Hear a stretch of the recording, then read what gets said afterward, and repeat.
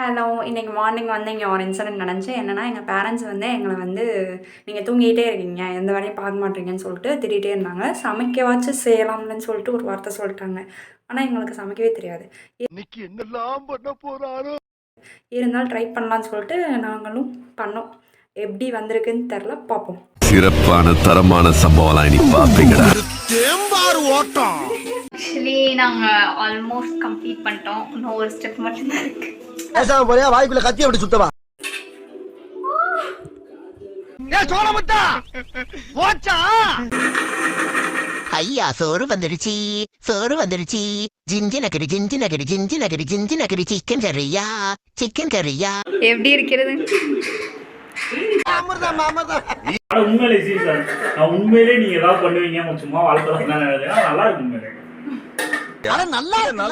நல்லா இருக்கும்போது யோசிச்சுக்கிட்டு